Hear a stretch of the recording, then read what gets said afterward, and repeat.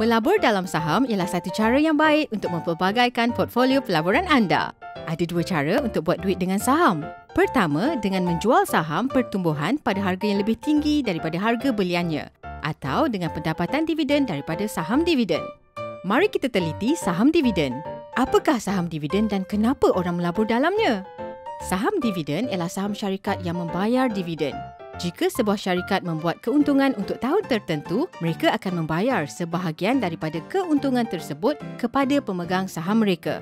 Dividen boleh dianggap seperti ganjaran kepada pemegang saham kerana membeli saham syarikat tersebut. Bukan semua syarikat membayar dividen. Ini selalunya bergantung kepada faktor seperti keuntungan dan sejauh mana syarikat itu sudah kukuh. Ramai yang melabur dalam saham dividen kerana dividen memberi mereka peluang untuk mendapat pulangan tak kira sama ada harga saham naik atau turun. Jadi, anda boleh terima pendapatan tanpa perlu menjual saham anda. Bagaimana sebuah syarikat membuat keputusan untuk membayar dividen?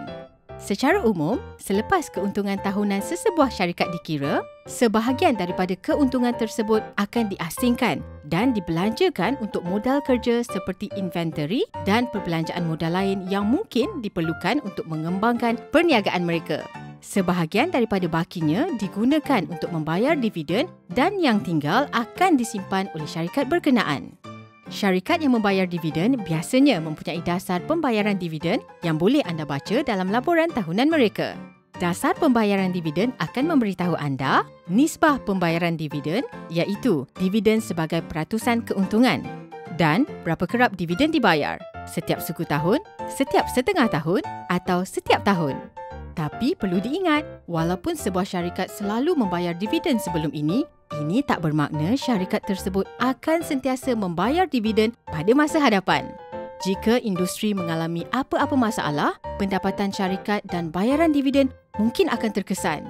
Jadi, sebelum melabur dalam saham dividen, lihat berapa dividen yang dibayar oleh syarikat setiap tahun. Semak sama ada mereka ada membayar dividen secara konsisten untuk tahun-tahun kebelakangan ini. Jika syarikat berkenaan baru saja mula membayar dividen, semak sama ada syarikat tersebut mencatatkan keuntungan untuk beberapa tahun kebelakangan ini. Lihat bagaimana keadaan industri dan sama ada terdapat kemungkinan yang perniagaan itu tidak akan mampu membuat bayaran dividen. Ingat, pastikan anda buat kajian dulu sebelum melabur dalam saham.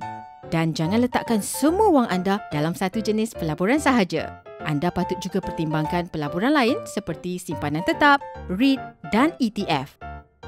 Untuk maklumat lanjut tentang pelaburan dalam saham, layari multiply.org.my. Multiply ialah satu inisiatif bukan untung oleh Creador Foundation.